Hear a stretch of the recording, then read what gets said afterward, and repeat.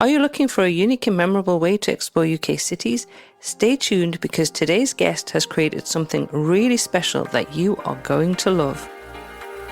Welcome to the UK Travel Planning Podcast. Your host is the founder of the UK Travel Planning website, Tracy Collins. Each week, Tracy shares destination guides, travel tips and itinerary ideas, as well as interviews with a variety of guests who share their knowledge and experience of UK travel to help you plan your perfect UK vacation. Join us as we explore the UK from cosmopolitan cities to quaint villages, from historic castles to beautiful islands, and from the picturesque countryside to seaside towns.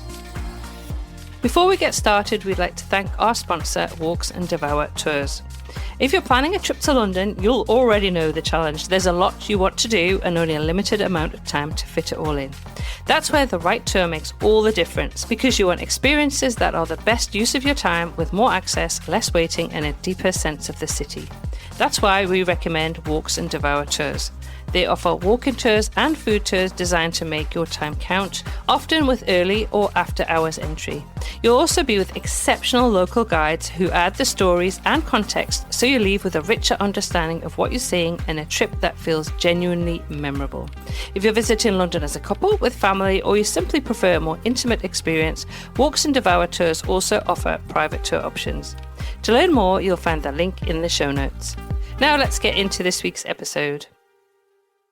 Hi, and welcome to this week's episode of the UK Travel Planning Podcast. Now, this week I'm chatting with someone whose idea I absolutely love and whose work I've personally experienced while travelling in the UK.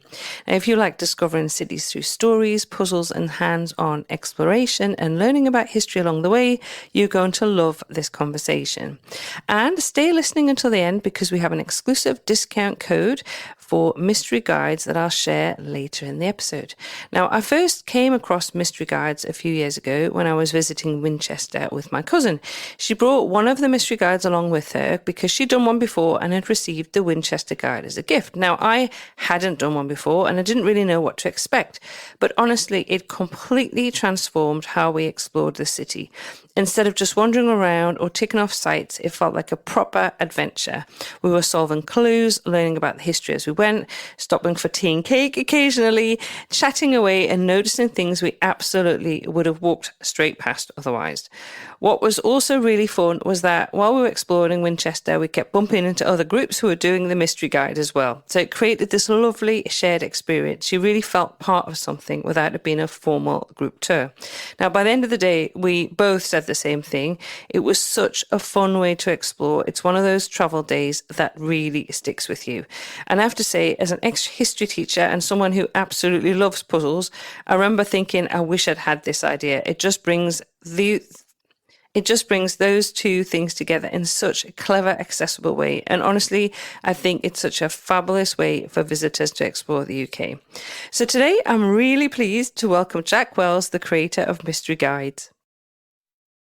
Okay, Jack, so for anyone who hasn't come across mystery guides before, could you introduce yourself and tell us how you describe what you do and what a mystery guide actually is? Okay, so I'll start by saying I'm Jack, and Jack Wells, founder of Mystery Guides. I started it 2019, something like that. A mystery guide, if I want to introduce what a mystery guide actually is a small book that takes you on an adventure around a city.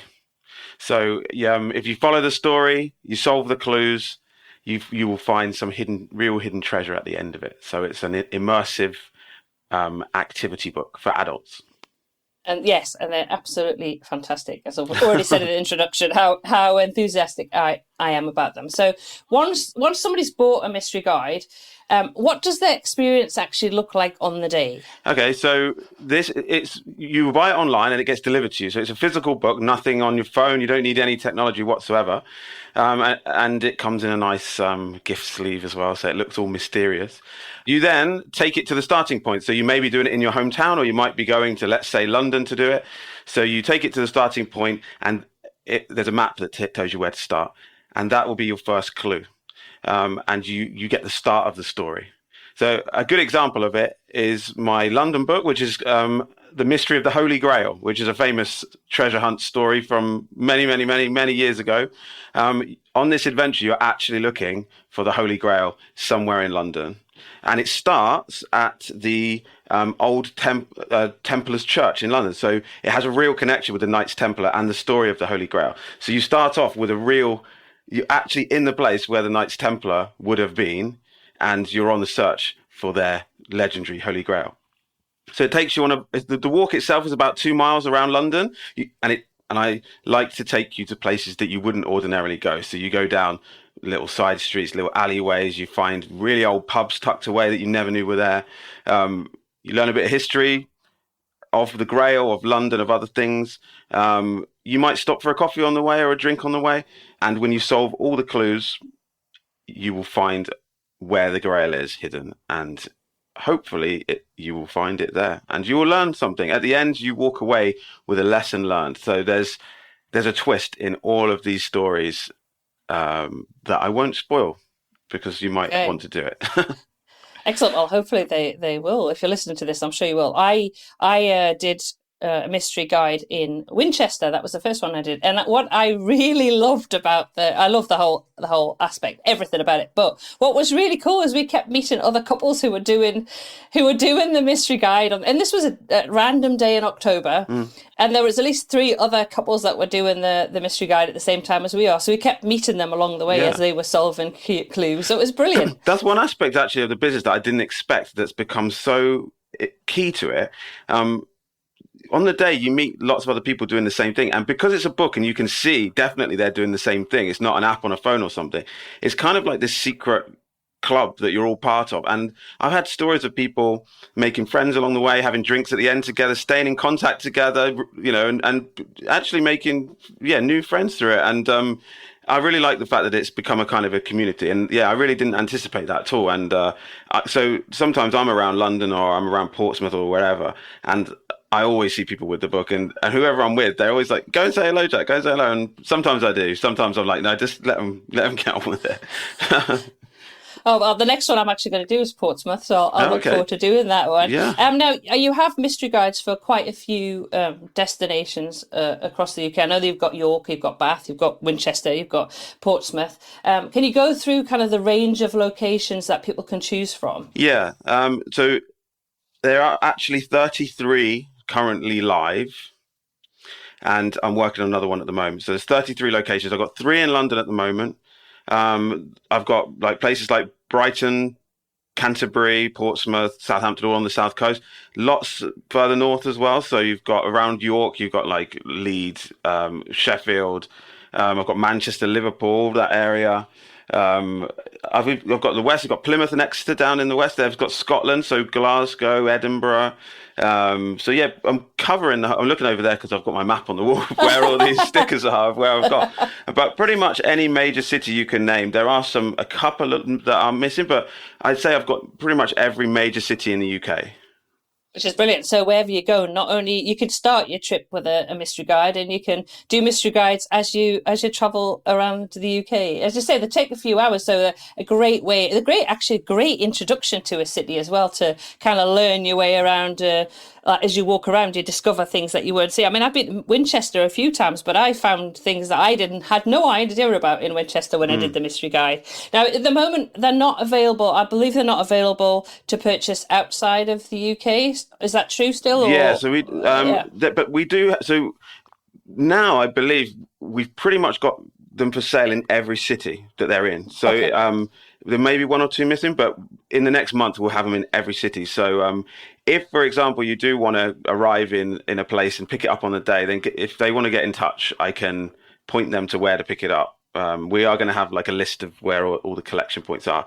But yeah, people often message and say, "We're in York now, where can we get one?" So we're working on that. But generally people get them posted to them. So maybe their hotel or where they live. But yeah, you can pick it up on the day now. So that's an option.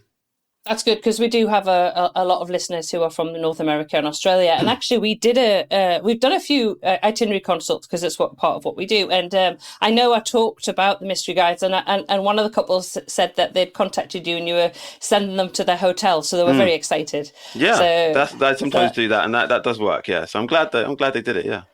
Yeah, so that's really good. Now, okay, so let's talk about because you were a history teacher, we talked about that briefly before we went on air, but that's what I used to do. But now we kind of talked a little bit about mystery guides and what they involved. How did you come up with this idea, Jack? Because I'm really jealous that you did.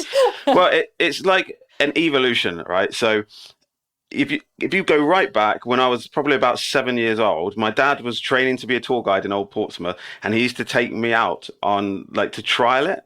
So I remember he said to me one day, "We're going to go on an adventure around Old Portsmouth." We just showed up, and I had the most amazing day going around all these old parts of the city that I had never seen before. And he was telling me all these amazing stories. And we would stop in little pubs along the way and chat to people in there. And at that time, there were quite a lot of veterans still drinking in the pubs. If you talk about early 90s, there were a lot more veterans around. They from the Navy, from Air Force and everything. So we'd sit in there, listen to stories. And I just became obsessed with storytelling and history. So I ended up studying it at university. And then I did my dissertation about Portsmouth. I really wanted to tell these stories, but I didn't know how to do it. I did a bit of tour guiding, but it wasn't the scale that I wanted. I really wanted lots of people to do it, and I couldn't always be there to do the tour guiding. So I wrote all the stories down, and I was looking for something else to give it a bit more fun, more of a purpose. So around about that time, I did a kiddies scavenger hunt type thing where you had little clues to solve and go around. And I thought, oh my God, why aren't adults doing this? This fits. It's just the perfect combination. So I made the first one for Portsmouth, and it started off as an app actually that you could do on your phone. And then someone, when they were testing the app, said, "Can you print all this out? Because I'd love to keep it and have a copy." So then I thought, well, actually, it probably could work as a book too. Although it's old fashioned to go backwards in technology, I thought, no, I'll give it a go. And I started selling it on a market stall in Portsmouth. And then I saw the demand was just massive from there. And I just thought, so I never actually planned to write more. I just did one for Portsmouth and that was it. And then people asked for more and it grew. So it was an evolution. It's not just one day I came up with it, but I'm glad I did because it's exactly what I was born to do, I would say. Oh yeah, they're absolutely excellent. How do you decide? I know you say you've got 33 books at the minute covering quite a few destinations. I know you've got 3 for London. I have to try one of those for London, Jack. I'm actually going to London today, so I'll be putting that on my list to have a look and see which one. You've got one, the Holy Grail one now. I'm going to have to do that one. Yeah. How do you decide where you're going to do? How's the kind of evolution of the different cities that you've covered kind of progressed? So I do have to put my kind of business hat on and be where is, not always. Sometimes I do a book because I'm interested and I just want to do it anyway. But a lot of the time I have to think, well, what would sell well? What would do well? Where is the most demand? So roughly the split, I don't know exactly, but it's about half of people that live in a city do it and half of visitors do it. So you want a big population, but also where a lot of people visit. So that's kind of how I do it. So big populations, I start with and tourist information kind of figures, but there are smaller places that are just full of history that are so interesting that I just have to do. And even though it's probably not going to be the biggest seller, I just really wanted to do it. So that's my most recent book. It isn't the biggest place, but it's full of history, and I was just got to do it. So I did. So where's that for? I've not told anyone yet. Oh, okay. But I can say right. It's for Shrewsbury, which is a very historic place, and I just got back from a trip there, and I really, really enjoyed it there. And this mystery guide is going to be fantastic. So yeah, I'm going to do it. I know the story already, so it's just a matter of putting it together now. It's so exciting because I guess you can, when you've decided potentially where you want to do it, I guess then what do you do when you kind of think about the practicalities of putting a book together? I guess you have to go visit the place. Yeah. So I'd say that the most important thing that holds the whole mystery guide together and what makes it so special is the story, because all the stories are inspired by real events that happened in that town. And there's so many unsolved mysteries around the UK, or things that we just don't know about. So like I said, the Holy Grail, that's more of a kind of an international one, but there's loads in this country, like the mystery of the missing Ninth Legion, the Roman legion that went missing and no one knows what happened to them. That's a story in the UK. I've got a story on the crown jewels that inspired by one time the crown jewels were stolen from the Tower of London, and the story is that they didn't all come back. There's one missing. So they're all inspired by real things. So when I go to a place, I'm looking for that inspiration of what captures the the feel of the city, the mood, the spirit of the city, and is there a story there that could represent it?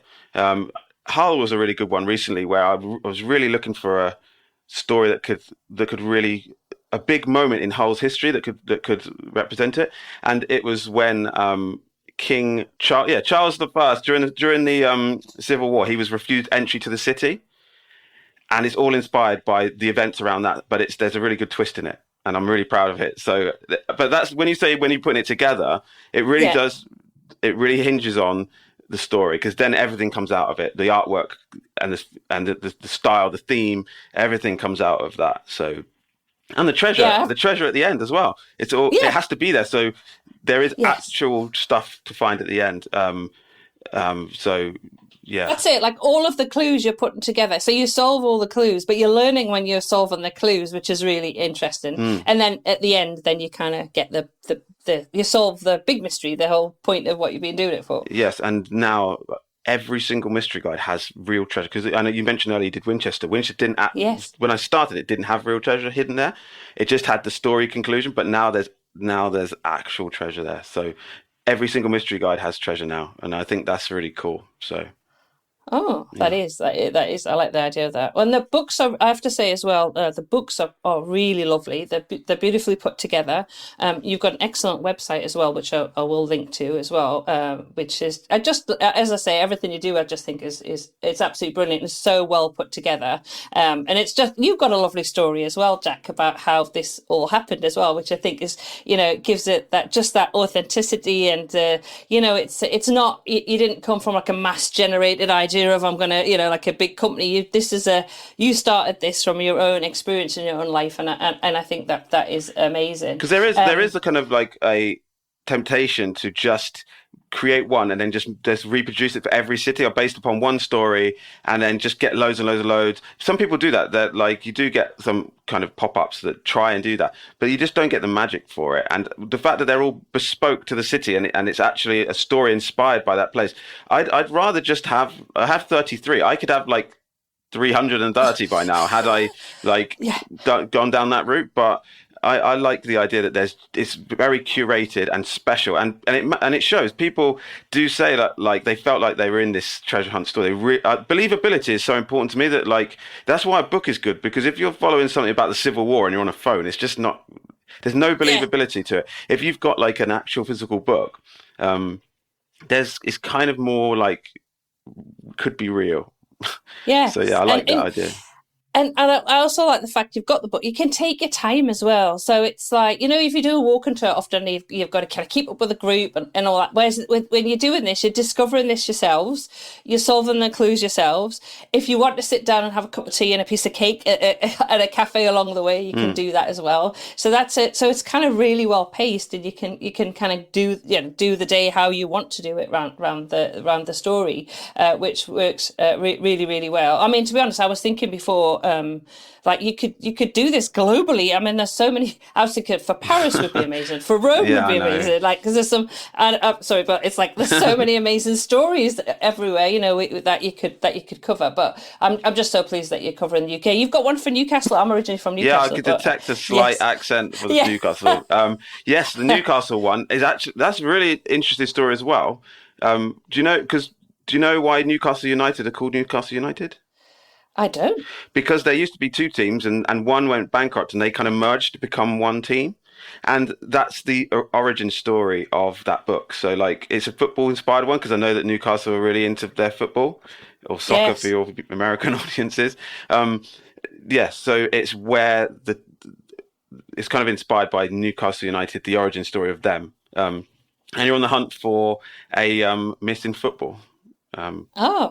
Okay. Yeah. Okay. Another one I'm actually excited to do. Just thinking about kind of, I know for our listeners, the popular, very popular destinations, obviously London, Edinburgh is very popular. You cover that. York is another one, and I know you've got that's another one I'm planning to do. I have to say, Jack, I'll be going to York soon. So, and I know York really well, but as I say, like for Winchester, I found places in Winchester that I didn't know about, and so I'll be looking forward to the same for York. Yeah, I mean, York's got a good story as well, because in the gunpowder plot, someone tipped off that there was gunpowder underneath. But even to this day, no one knows who wrote the letter. There's called the Monteagle letter. Someone sent. Yeah, you know. You're a history teacher, Yes. you know. Yes. But still, no one knows who wrote that letter. And when you solve this crime, it's about who wrote that letter. So you kind of expose this. You solve this centuries-old mystery. Yeah. Wow, so it's excellent. Now, I'm sure I've got loads of listeners thinking, oh, yeah, we want to do some of these mystery guides over in the UK. Are they practical things people should check or do before setting off on their mystery guide adventure? So bear in mind, you're going to walk about 2 miles. It's not a massive walk. You can take your time. You can stop and have drinks and things like that. I tried to make them as accessible as possible. Nearly all of them are accessible. I would say Edinburgh's not, because of the nature of the town. It's so hilly and there's lots of steps. But pretty much every other one is accessible. So if there is a problem with accessibility, we do provide alternative routes to the clues. If there's steps, we show a different way to get there. Lincoln's it's got one major hill called Steep Hill, which you can't avoid, and it's steep. It's called Steep Hill for a reason. But you have to go up it, because at the top of that is where the cathedral is. You have to get up there, and the castle. So other than that, of the 33, I'd say 31 of them are accessible, fully accessible. Comfortable shoes, obviously just the basics, sun cream, water. Yeah. And I do provide a pen with it, so maybe bring a spare one just in case it runs out or something. But yeah, it's I like to make it so that everything you have is in the mystery guide. So you don't need a phone, you don't need internet connection, nothing like that. It's all physical stuff. So what happens if you get stuck? Okay, good question. There is you've got 2 options. Some people, so stuck might be there's building work up for a week and it's blocking a clue. So you can this is when you can use your phone. You can scan a QR code on the back and you can see a photo of the clue, so you can still solve it. If you're struggling to actually understand the clue, there's extra help on the back page that basically leads you to the answer, so you won't get stuck. I should say a few things about the clues. When I started out, they were quite basic, but now I've been doing it for 7 years. I've come up with some really imaginative clues now. So, for example, if I show you the Winchester one, this won't be visible to everybody, but there's stuff hidden in the picture on the cover that are relevant to the mystery. There's stuff hidden in the text of the book that you sometimes have to refer to. I use the book in all kinds of interesting ways. So there are 3 stages sometimes to a clue to work things out. And it's not just find a plaque, find a name, move on. There is nothing like that. It's not too difficult, but you need to go through steps. And there's some quite satisfying moments when all the letters come together. I want people to feel satisfied and a kind of a wow when it's done, not just, okay, I've written down a name. That's not what I want to do. So it's not. It's really fun, and that's what I did the guide in Winchester with my my cousin, who's a retired teacher, and it was really fun because it was like we found that sometimes I would solve the clue, sometimes she would solve the clue, sometimes it was like the real kind of heads together and like thinking about it, and as I say, like using the book as well. It was really, honestly, we absolutely we thoroughly enjoyed it. Now you talk about wanting to give people adventures to treasure, and I was kind of talking about before when I used to be a history teacher, and I used to try. I wanted to give the kids lessons to treasure. Wanted them to remember what the stories and love the history and learning about history. Yeah. So what does that phrase mean for you, Jack?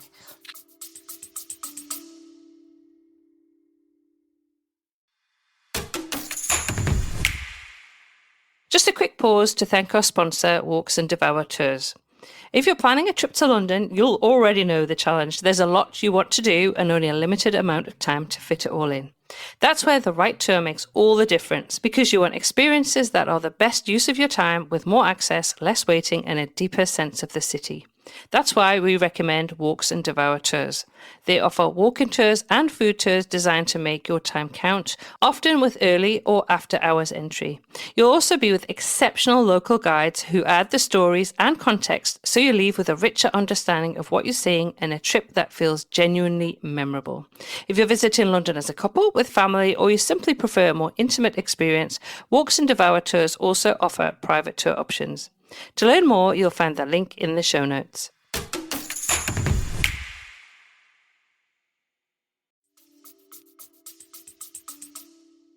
So we briefly spoke before we started this about when I was a kid and well, maybe we did at the beginning, where my dad would take me out, right? And it was just like a treasure hunt. You'd go around and I was learning loads of history and I was having loads of fun. But it sounds cliche, but it's true. The real treasure in that is the time you spend with your loved ones, right? So I look back, that was the best day I spent with my dad as a kid.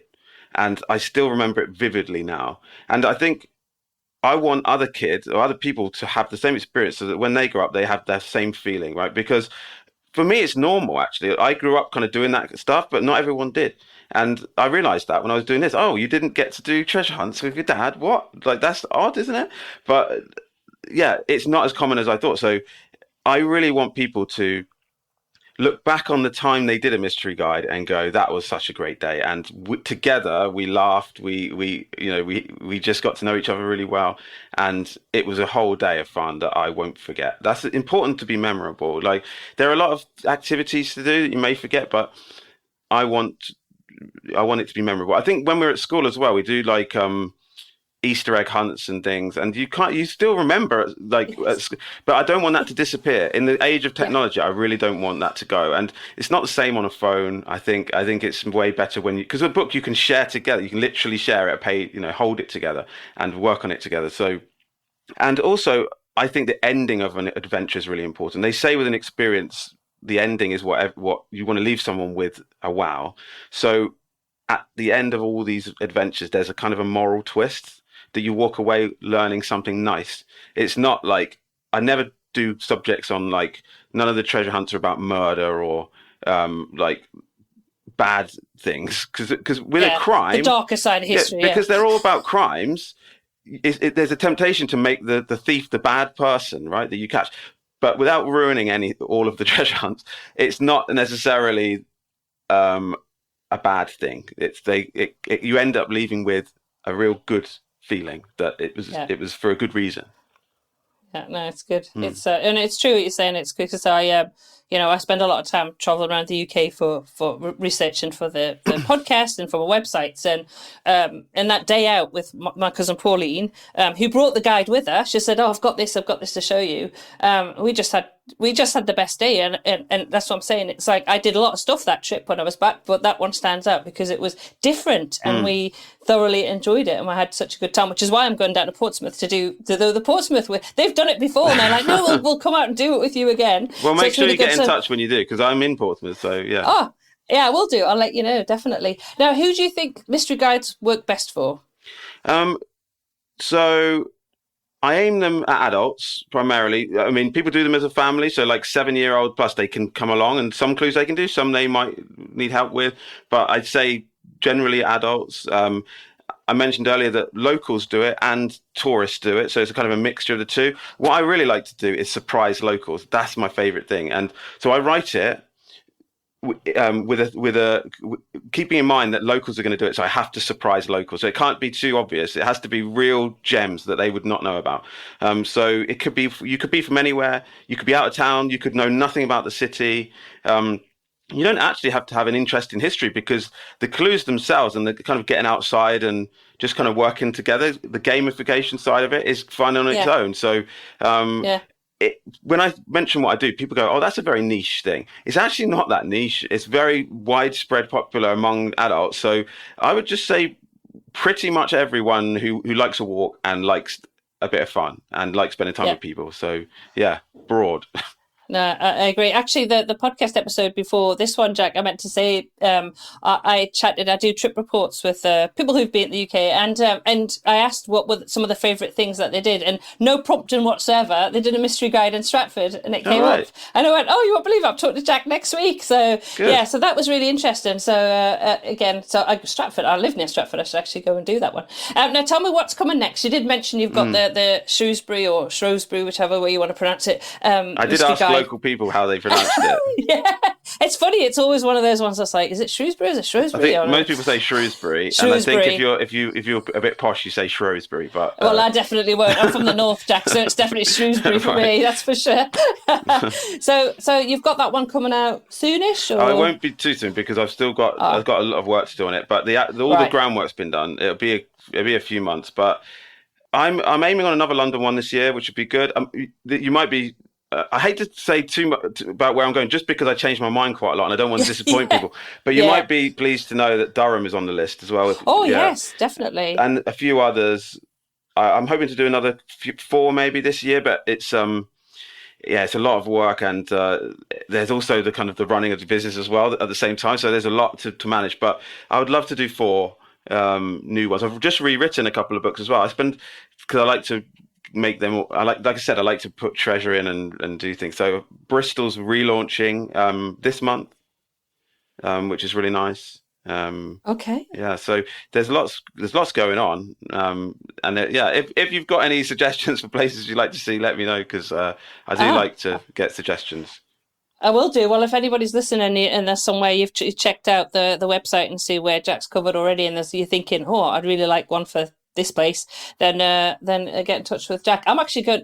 This is a bit left field for you, this one, but I'm going to the island of Iona at the end of next month. I'm just having a few days on Mull and Iona, bit of solo travel, and Iona is full of stories. Absolutely love Iona. Where is Iona? It's in the Hebrides of Scotland. Yeah, Mull, Iona. Skye, Lewis, Harris, all the way up there. Yeah. Well, I get a lot of people ask me for places. I've never heard that before, so I'll put it on the list. There you go. Now, for somebody planning a trip and considering a mystery guide, what's the one tip you'd share to help them get the most out of their experience? I mentioned earlier that the story is really central to it, and I put a lot of time and effort into the story, and I think it's tempting to kind of do the clues and rush to the next clue to try and get there. But my suggestion would be, make sure you read the story and follow the story, because that's where the magic is. That's where like the moral is. That's where the twist is. And that's the thing that I spend most time doing. And I just want to make sure people do get the most out of that bit. Then you get the nice twists as well. So you wouldn't get that otherwise. You still get a good day, but you wouldn't get the nice moral twist at the end. And I would say as well, like, this is basically life advice, I would say. Like, take your time, enjoy it as you go, because if you rush through, you forget to soak it up and enjoy. So enjoy the time you're spending with the people you're with and the place you're in, regardless of, the weather or whatever. Just enjoy it. That's a bit of life advice at the end. Brilliant. Oh, thanks so much. I'm so glad that you came on and could share mystery guides with our UK travel planning audience. I'm really excited to hear the feedback that we get, because I just know that people are going to absolutely love them. Really, really love them. So thanks so much. I also love to get feedback. So if people do it, then let me know how you get on. And because I get emails all the time from people, and it does. I read them all, and it does make me really happy. It's what it's all about. It's. I never thought it was going to be as big as it was and as far-reaching as it was. So every single time I get someone say they enjoyed it, it's fabulous to me. Thank you so much, Jack, for joining me on this episode of the podcast. I just absolutely love the concept that you came up with, and everything you shared today. It just makes me want to go out and do more mystery guides. I just absolutely love them. Now head to mysteryguides.co.uk to browse all the locations and find the right guide for your trip. I will put the link in the show notes. As promised, here is your exclusive discount code for 15% off just for UK travel planning listeners and our community. It is UKTP15. That's UKTP15. And just a quick practical note, if you're listening from outside the UK, mystery guides currently need to be purchased within the UK, but as Jack mentioned, many visitors simply have the guides delivered to their accommodation in advance. Now, all the details and the discount code are in the show notes. Thank you so much for listening. As always, do share this episode if you have friends or family who are planning to visit the UK and would love to do something like this. Honestly, the mystery guides are so much fun. I can't recommend them enough. But that just leaves me, as always, to say until next week, happy UK travel planning. Thank you for tuning in to this week's episode of the UK Travel Planning Podcast. As always, show notes can be found at uktravelplanning.com. If you've enjoyed the show, why not leave us feedback via text or a review on your favourite podcast app? We love to hear from you, and you never know, you may receive a shout out in a future episode. But as always, that just leaves me to say, until next week, happy UK travel planning.